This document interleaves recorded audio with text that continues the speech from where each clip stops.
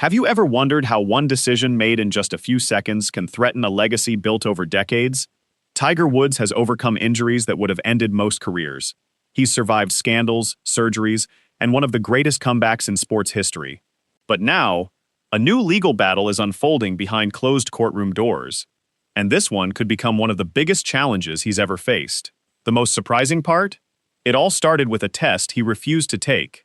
What happened next has allowed prosecutors to gain access to deeply private information that Tiger fought hard to keep confidential.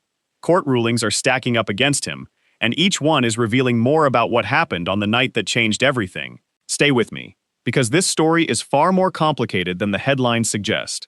Before we begin, if you enjoy in-depth golf stories that go beyond the breaking news, make sure to subscribe and turn on notifications.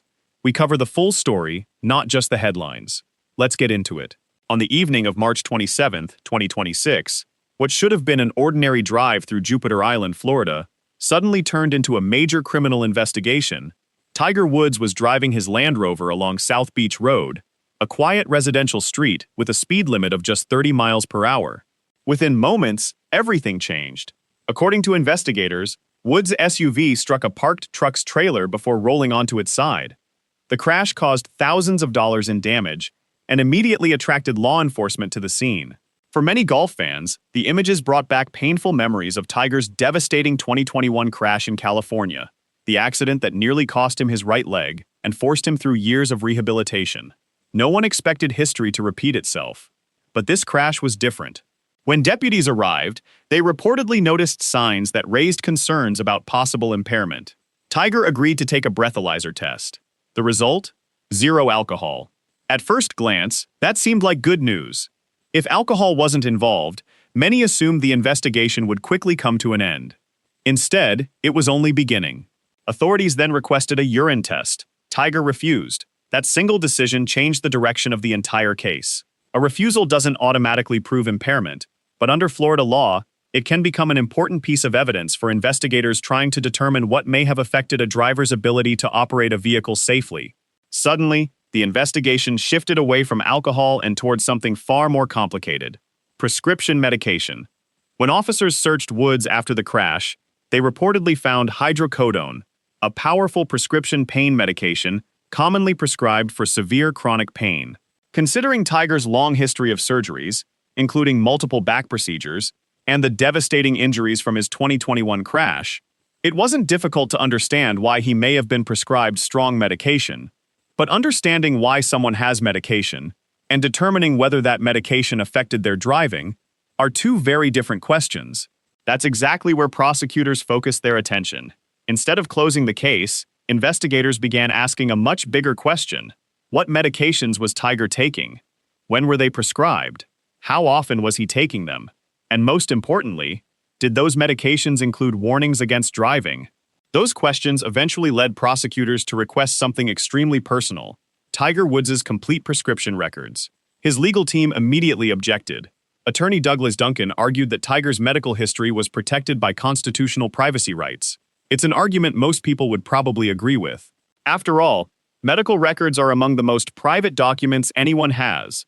But privacy rights aren't always absolute in criminal investigations. If prosecutors can convince a judge that medical information is directly relevant to a criminal case, courts can order those records to be released. That's exactly what happened. In a major legal setback for Woods, the judge ruled that prosecutors would gain access to months of prescription records. Not just the names of medications, everything. The dates prescriptions were filled, dosages, the number of pills dispensed, refill history, even every warning label attached to those medications, including warnings about operating heavy machinery or driving a vehicle.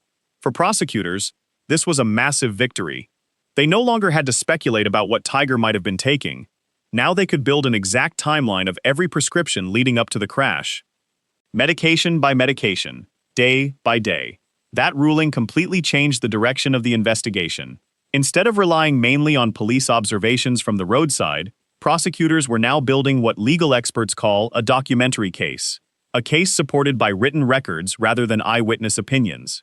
And if those records showed Tiger had been taking medications carrying explicit warnings about driving, the legal stakes would become significantly higher.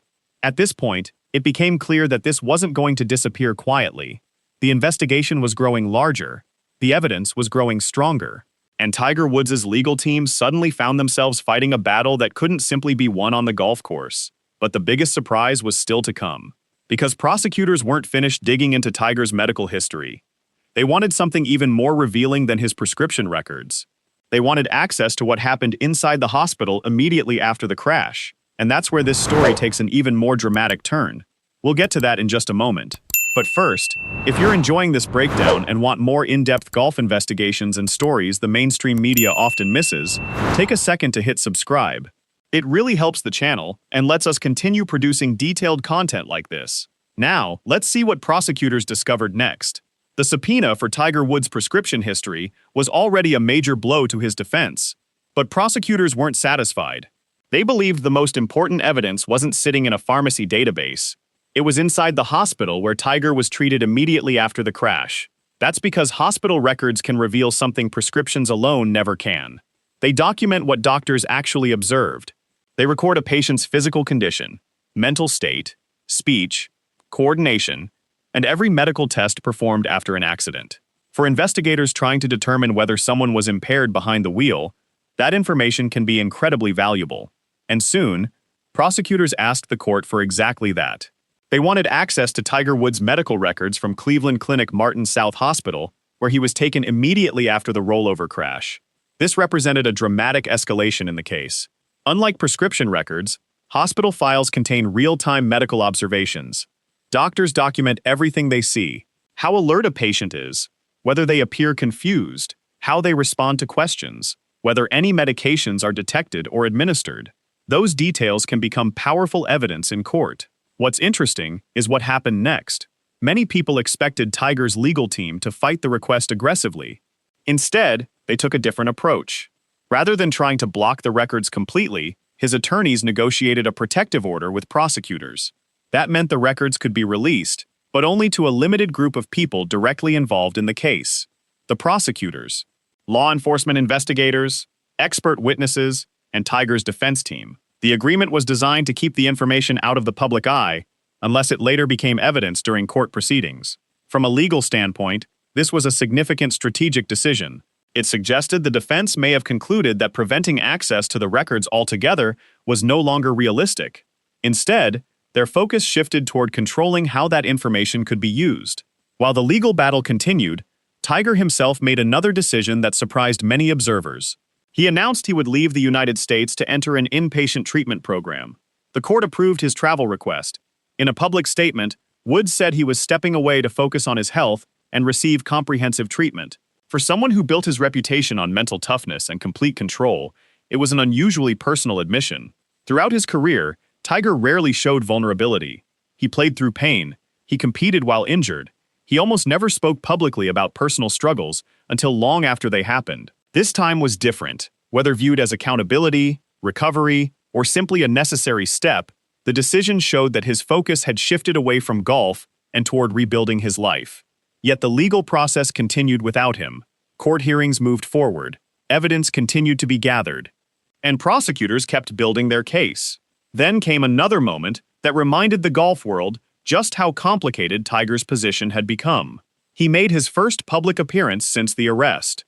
Not as a competitor, not carrying a golf bag, not chasing another major championship.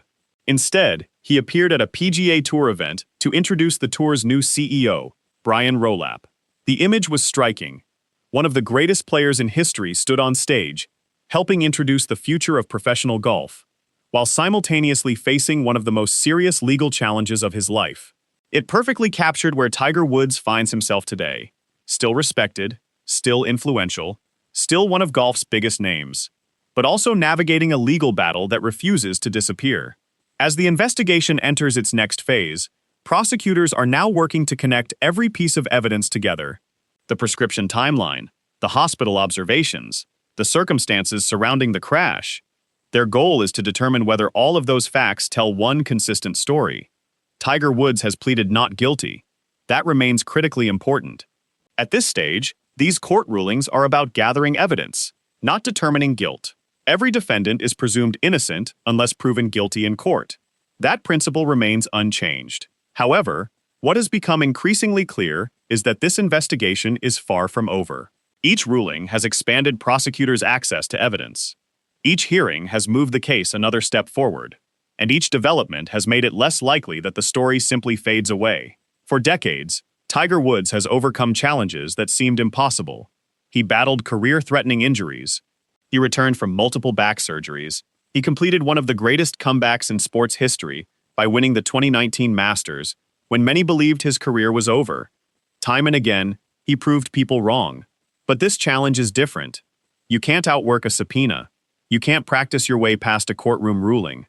And no amount of talent can erase the legal process.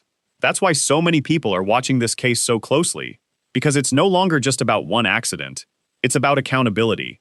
It's about recovery. And it's about how one of the greatest athletes in history will ultimately be remembered. Tiger Woods transformed golf forever. 15 major championships, 82 PGA Tour victories, generations of players inspired by his success. His accomplishments will always be part of sporting history. But every legendary career is judged not only by its greatest victories, but also by how its toughest chapters unfold.